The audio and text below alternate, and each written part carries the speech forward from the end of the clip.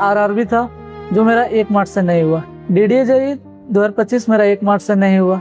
PGCLO मेरा 8 waiting था, clear नहीं हुआ। तो बहुत सारा डिमोटिवेट होते थे। एक तो मोटिवेशन मेरे सीनियर थे, विवेक भैया थे। कभी भी डिमोटिवेट होते हैं तो या तो सर को कॉल करते हैं, नहीं तो फिर घर पे मम्मी को कॉल करते थे।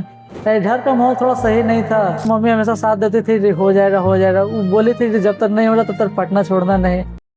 Hello my dear students, welcome on Nimbus learning powered by ES academies. First of all मैं आपको बता दूं, आज हमारे साथ बहुत ही अच्छे और होनहार स्टूडेंट हैं, बहुत ही लेबोरियस स्टूडेंट हैं जिनका नाम है मयंक कुमार गुप्ता।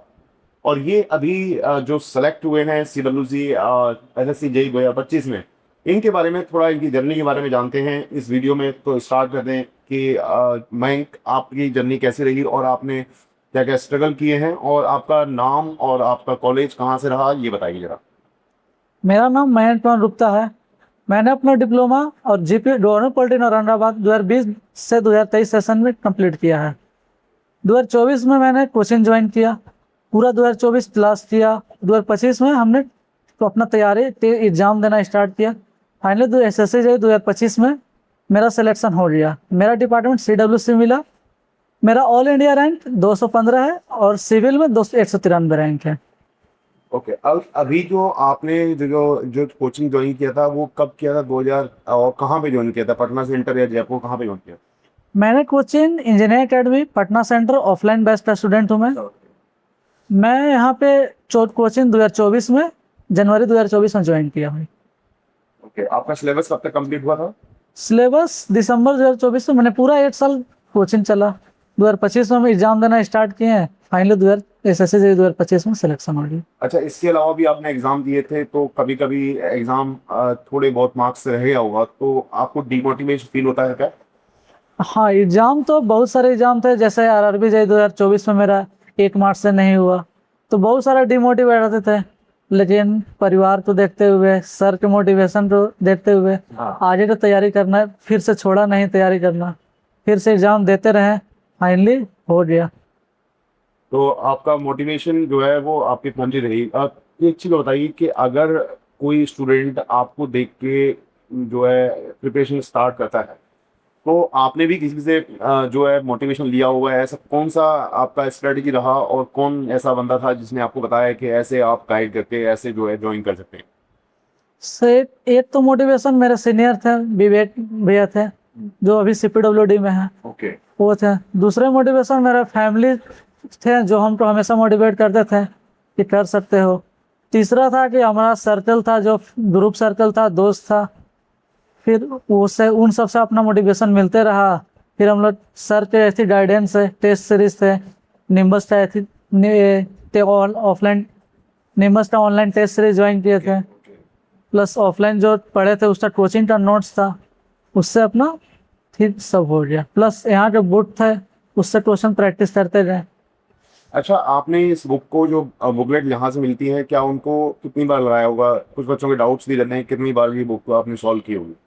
बुक को तो एटलीस्ट 10 से 15 बार तो कर ही लिया। प्लस जितना जो भी एग्जाम आता था उससे पहले एक बार बुक्स तो लगा ही लेते थे। ओके, तो एक चीज़ बताइए मैं, कि अगर कोई स्टूडेंट टेक्निकल और नॉन टेक्निकल दोनों को पढ़ रहा है, तो कैसे बैलेंस करता है? कितना टाइम उसको देना चाहिए कि टेक्निकल पढ़े, और कितना टाइम देना चाहिए नॉन टेक्निकल पढ़े? अपना मेजरली फोकस था टेक्निकल था, टेक्निकल पेपर था।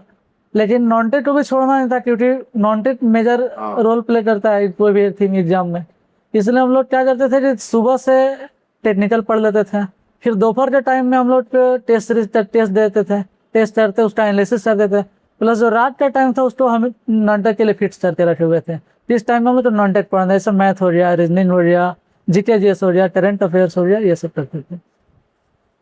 अच्छा, अभी बताइए, टेस्ट सीरीज आप लगाते थे, टेस्ट सीरीज लगाने के बाद आपने एनालिसिस किया, या कभी ऐसा लगा हो कि एनालिसिस नहीं करते हैं, कुछ और इसके अलावा तुमने टेस्ट सीरीज लगाने की कोशिश की, या कुछ एक्स्ट्रा करने की कोशिश की हो, वो बताइए।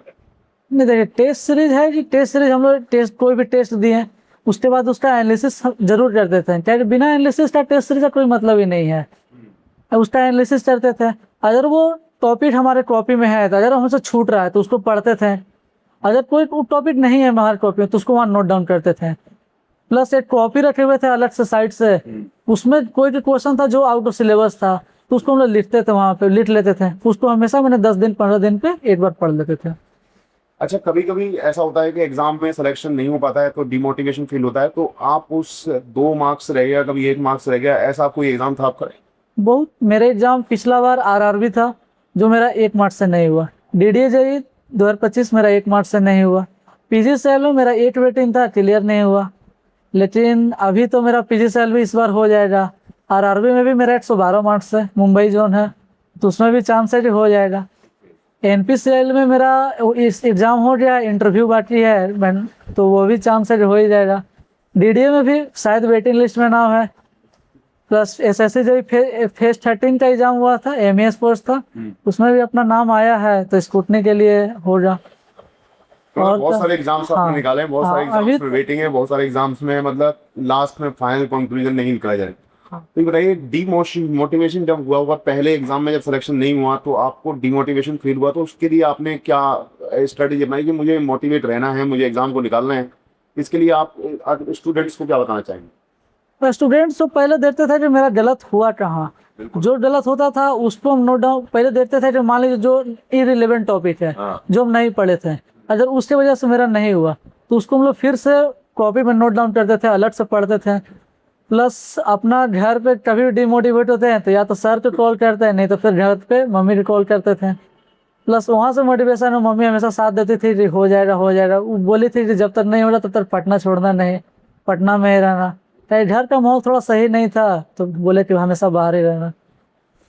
बहुत शानदार। मैं एक चीज और पूछना चाहूंगा कि अगर कोई स्टूडेंट आज से प्रिपरेशन स्टार्ट करता है तो क्या उसको स्ट्रेटजी अपनानी चाहिए कि वो बहुत जल्दी से जो है सिलेक्शन ले पाए, जैसे आपने लिया है, बहुत जल्दी से सिलेक्शन लिया है आपने, तो ऐसा क्या स्ट्रेटजी उसको अपनाना चाहिए जिससे वो भी सिलेक्शन ले पाए?